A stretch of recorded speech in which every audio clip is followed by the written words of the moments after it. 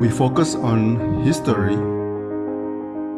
culture, religion, art, social, and philosophy of Nusantara. Here, in the presence of Nusantara, we were made to be forgotten about the goodness of ourselves. Because negativity seems to be more interesting for us.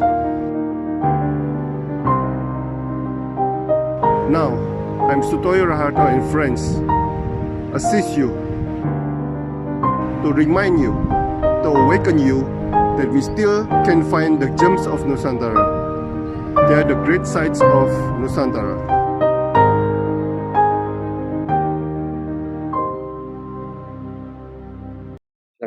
Ya, selamat pagi, Bliss Linat, Silly in Pagi. Heart.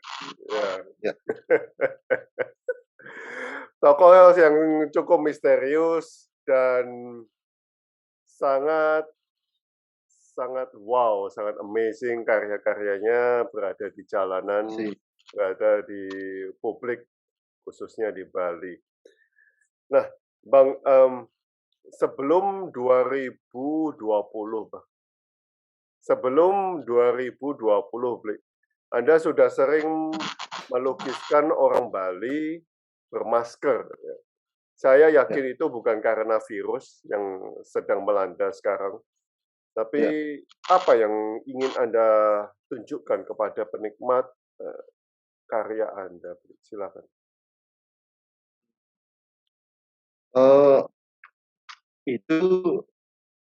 Itu kan sebenarnya saya ambil dari foto Bali kuno. Nah, jadi foto Bali kuno itu saya ambil, saya pasangkan gas masker kan gitu, jadinya memparodikan foto itu. Ya. Jadi sebenarnya itu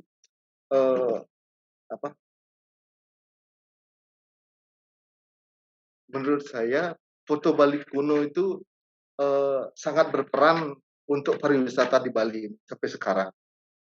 Jadi sejak foto Bali kuno itu diambil, menurut saya sejak itu juga pariwisata itu dimulai.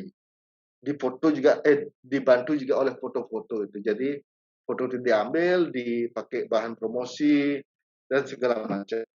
Nah, karena dari foto itu juga saya ingin memparodikan bagaimana Bali itu akhirnya sekarang oleh pariwisata gitu. Nah, karena itu saya pasangkan dia gas masker untuk seperti memulai dialog gitu ya, untuk sebagai pemicu dialog lah. Kenapa sih ini biasanya image-nya eksotis, image-nya indah, kok dipasangkan gas masker kan jadi terbalik image-nya gitu kira-kira. Oke, untuk memunculkan dialog ya. Dialog ya. Sebenarnya dialog dan merubah image itu. Jadi image eksotis itu kalau pasang gas masker kan jadi nggak mungkin itu tentang eksotis kan gitu. Tapi ada pesan yang ingin disampaikan ke publik. Sebenarnya saya tidak ingin ngobrol tentang polusi gas masker itu kan image-nya polusi toh, tentang alam gitu. Bukan itu maksud saya sebenarnya. Ingin memparodikan itu aja. Karena image gas masker itu pasti bahaya kan, ada sesuatu yang terjadi di lingkungan itu kan itu aja. Jadi salah satunya memang tentang polusi juga, tapi bukan polusi saja. Jadi bukan polusi udara lingkungan aja, tapi lebih luas sebenarnya yang terjadi kira-kira begitu. Dan polusi ini Anda sudah merasakan dan melihat di sekeliling Anda, Bli? Saya sebagai orang yang lahir di Bali dan merasakan. Sangat merasakan. Nah, Bli, dengan adanya wabah yang sekarang ini, apakah polusi itu berkurang sekali?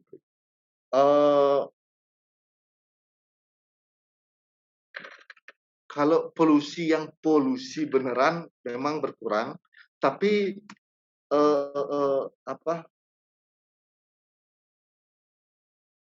masih ada seperti apa ya? eh,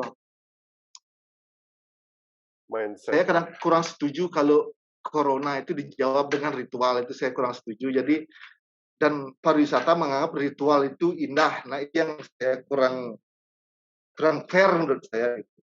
Ya, padahal kita juga kok bisa ritual menjawab corona itu kan eh, untuk ritual itu kita bagikan pakai beli beras kan lebih enak gitu model. Oke, oke.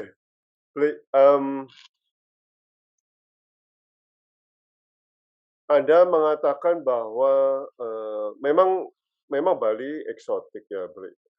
Nah, karena ada wabah ini, mungkin polusi yang benar-benar polusi itu berkurang. Nah, tetapi untuk mengembalikan Bali yang eksotik itu butuh berapa lama kira-kira, Bri?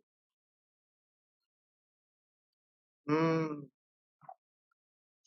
saya tidak berpikir mengembalikan ke eksotik gitu. Eh, saya tidak pernah berpikir begitu dan eh, eh, apakah itu ada itu saya juga tidak tahu. Apakah kata eksotik itu dibuat untuk pariwisata juga kira-kira begitu ya. Gitu. Jadinya saya tidak berpikir itu kembali ke eksotik. Tidak pernah saya berpikir begitu. Oke, tidak pernah berpikir kembali ke eksotik.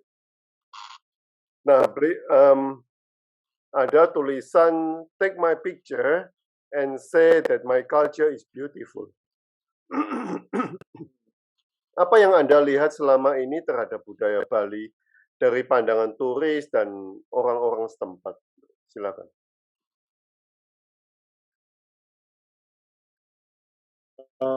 Eh, gimana ya? Gini, apa namanya? Waktu kecil kan biasa minta jajan nih kita. Nah, minta jajan, suatu ketika ada upacara hari hari raya ini. Nah, waktu hari raya itu saya minta jajan seperti biasanya, tapi ibu saya marah-marah, sekarang ini upacara, kamu ini hari sibuk, sekarang minta duit aja. Nah, saya pikir eh, eh, ini loh kebudayaan yang dianggap indah itu, tapi saya minta jajan aja susah gitu modelnya apa? Sebenarnya di hari raya di hari yang dianggap berkebudayaan itu sebenarnya itu saya lihat hari yang ruwet gitu loh. Bukan indah menurut saya gitu. Jadi tapi pariwisata nganggap itu indah itu tidak fair menurut saya gitu. Itu kira-kira. Tidak fair untuk Anda sebagai anak kecil waktu itu ya. Ya, mungkin itu berlanjut juga permasalahan seperti itu kira-kira ya. Mungkin dari visual, dari tampilan indah itu, memang indah ya, Pak. Ada ukiran, ada segala macam. Tapi kalau melakukan itu dalam keseharian itu kan ruwet juga ya. Kira-kira. Tapi, nah, menurut Anda idealnya antara tradisi dan kehidupan sehari-hari bagaimana, Bri? Atau malah kehidupan sehari-hari itu sudah suatu budaya yang cantik menurut Anda? Gimana ya?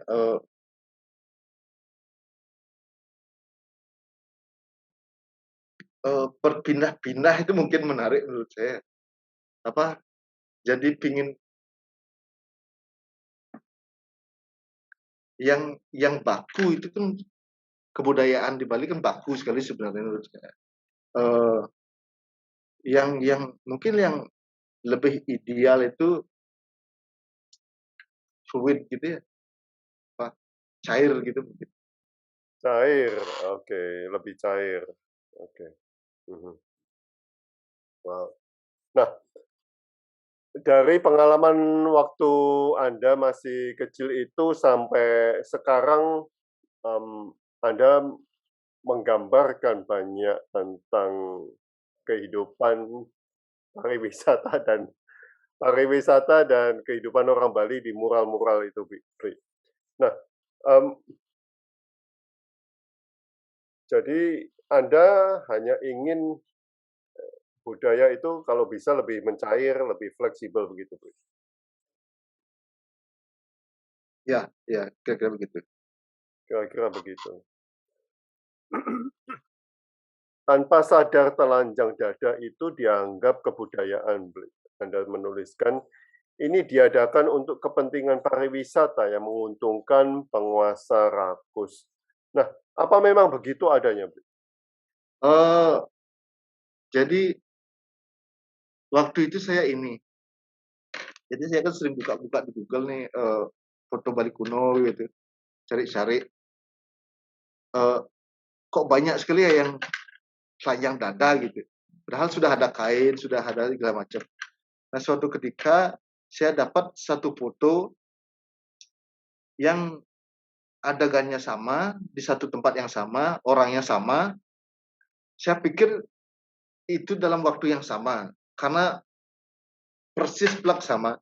Satunya telanjang dada, satunya enggak, di foto itu. Nah, saya pikir ini seperti ada dibuat gitu, kayak diminta gitu, di-request, satunya jangan pakai ya. Nah, dari itu saya timbul kata-kata itu. Karena, saya pikir eksotis itu kan, apa, ketelanjangan gitu-gitu. Nah, saya pikir itu juga jadi bagian, eee, apa, jadi promo yang bagus untuk pariwisata gitu. Nah, sana curiga saya. Jadi, saya juga sering dulu dengar di rumah, di lingkungan, "Oh, memang gitu dari dulu budaya kita memang telanjang dada," gitu. Tapi saya pikir setelah lihat-lihat foto-foto ini, jadi curiga dengan itu gitu, kira-kira begitu. Saya bukakan fotonya, Bli. Ya, Oke, ini foto yang Anda bicarakan, betul? ya, Oke. ya, Mhm. betul betul. Nah, tetapi apakah, pemikiran Anda sudah dibuktikan beberapa kali dari foto-foto kuno tersebut, Bli? Mmm, saya sempat tanya ke apa namanya, ada kawan yang sekarang lagi intern ngumpul-ngumpulin foto kuno di Bali. Dia minta-minta ke museum-museum di Belanda gitu, dia nanya apa, ngumpul-ngumpulin yang asli gitu. Hmm. Nah, saya tanya, eee, "Ini kok bisa di foto 2 ini kok bisa satunya telanjang dada dan satunya enggak, gimana ini kira-kira?" Mhm. Eee, dia dia tidak berani bilang sebenarnya pasti sih, tapi dia bilangnya, "Ini kayak geguyon," gitu, Hmm. kayak guyonan. Langsung apa, satunya buka buka telanjang dada dong, satunya enggak gitu. Tapi guyon itu kalau difoto jadi, dokumen itu kan perlu dipertanyakan gitu. Iya iya. Mhm mhm. Nah, Bli, satu lagi foto, "Aku ingin pensiun menjadi eksotik," Bli, Anda mengatakan. Nah, pensiun apa yang dimaksud di sini, Bli? Silakan. Eee, apa ya, dari kata pensiunnya sebenarnya ada guyonnya sih, biar lucu gitu. Tapi sebenarnya ingin berhenti gitu aja intinya sebenarnya. Ingin berhenti jadi eksotik. Jadi, eee, ya itu, tetap melakukan kebudayaan seperti biasanya, tapi tidak dieksploitasi seperti itu ya kira-kira. Karena kata eksotik itu kan seperti produk pariwisata, kata itu. Itu bisa ya kata eksotik gitu. Kalau kebudayaan gitu kayaknya lebih susah ya, karena itu udah jadi bukan, jarang diprodakkan gitulah anggap. Oke oke. Nah, Bli, ini ada satu lagi, menarik sekali. Bali is the island of thousand clothes-nya delete, private beach. Nah, sejak Anda lahir hingga sekarang ini, apa yang Anda lihat dari pantai-pantai di Bali? Silakan. Eh, cukup banyak sebenarnya. Hmm. Saya termasuk orang pesisir sebenarnya, tapi dibatasi jalan bypass, jadi agak terkesan agak jauh, tapi sebenarnya dekat sekali. Jadi di sini ada pantai yang abrasi karena itu apa Pulau Serangan yang direklamasi. Nah, itu di sini kalau dulu waktu saya kecil, jadi kita punya upacara namanya melis, itu setiap 1 tahun itu di dekat Nyepi. Ya, berapa hari sebelum Nyepi kita melis. Kalau itu upacaranya harus di pantai dan persis di bibir pantai. Jadi di akhir upacara itu ada orang kesurupan gitu lah. Jadi dibawa ke pantai gitu. Itu seperti dewa kita mandi setiap tahun gitulah, anggap mungkin bisa kira-kira begitu. Jadi eh, eh, dibawa ke pantai langsung balik. Kalau sekarang nggak, karena abrasi, jadi bibir pantai itu ada batas gitu, ada beton gitu. Jadi setiap orang kesurupan tuh nyari tangga dulu. Kalau dulu nggak, langsung otomatis. Dan kesurupan itu kan kadang-kadang dilepas aja dia jalan gitu. Kalau sekarang harus dibawa gitu loh. Jadinya apa itu, itulah antara gimana pariwisata dan event eksotis dan pelaku eksotis itu tidak nyambung sebenarnya gitu. Itu salah satu, dan banyak juga pantai-pantai yang apa ya, pedagang lumpiang itu nggak boleh di depannya, di depan hotel gitu. Banyak sekali di Bali. Ya memang nggak privatnya ditutup gitu, tapi ya apa, satpamnya yang larang kita jangan ke situ dong jualan kayak gitu-gitu kira-kira. Ya privat juga kan sebenarnya. Dan mereka juga bukan orang Bali biasanya. Saya nggak, biasanya sih pemodal jarang. Saya nggak melihat itu berapa persen begitu nggak.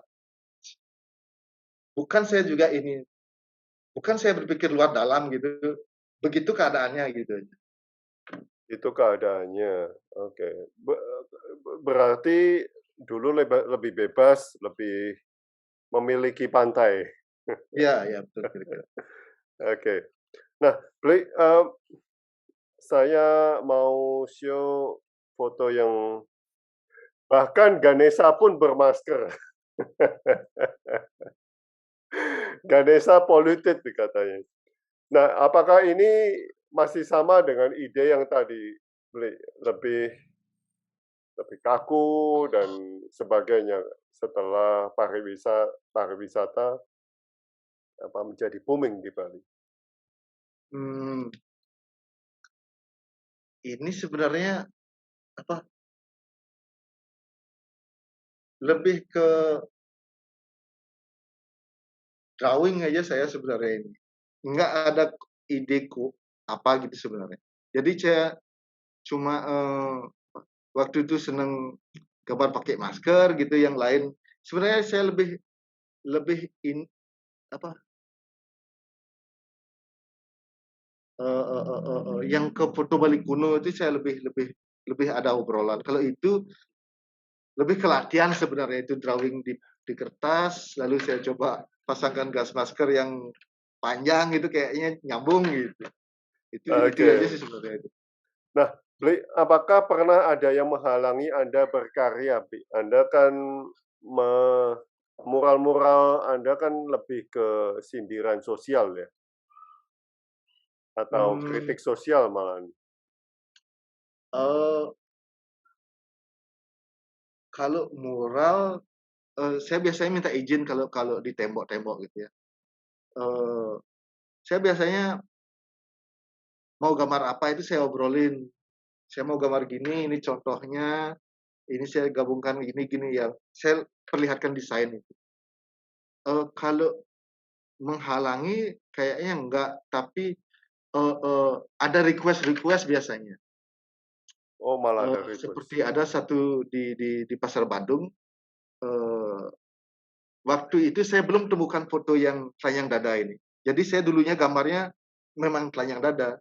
Setelah itu baru saya biasanya coret, jadinya saya isikan sensor, tapi bukan sensor sih maksudnya, itu ya, penanda itu ya. Sebelum itu, masih telanjang dada biasa gitu. Lalu pemilik tembok ini bilang, "Kalau di sini jangan dibiarkan gitu," jadinya saya tutup pakai selendang ada gitu. Jadi tidak kaku begitu saya gambarnya, sebenarnya. Saya ngobrol juga. Yang penting maksud saya nyampe, jadinya sama-sama jalan. Nah, izin ke pemilik temboknya, bukan izin ke aparat atau apa, Bli? Waktu itu karena itu acara gitu, dari aparat udah ada izin. Waktu itu saya gabung di acara, jadi udah ada izin. Tapi beberapa tembok saya biasanya langsung nyari ke orangnya aja. Jadinya dia yang punya temboknya gitulah anggap. Kalau dia minta lagi ke apa gitu, baru saya proses lagi. Oke. Nah, Bli, sebegitu banyak mural yang Anda karyakan, Bli. Apakah Anda membiayai semuanya sendiri atau bagaimana ini? Ini kan sangat kepedulian sosial yang luar biasa nih.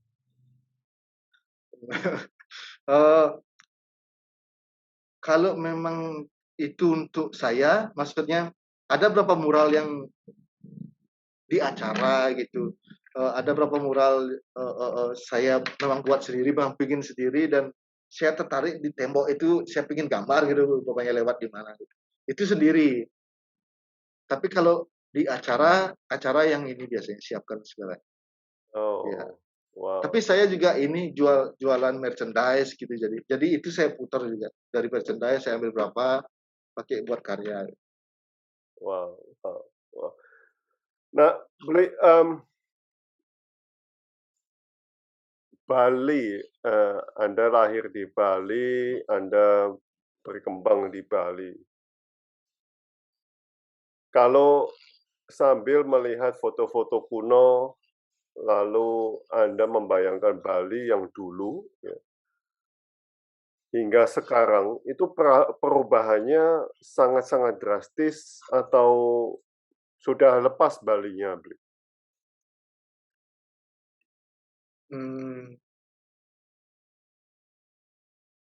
Setahun aja Bali udah berubahnya kencang. Apalagi kalau dibandingkan ke tahun itu kan. Cepat sekali perubahan.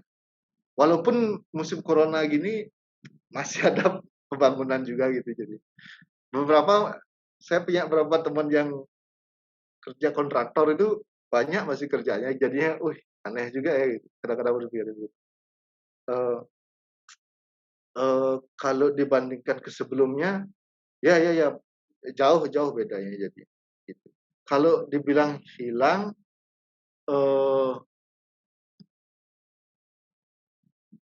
dari lingkungan berubah,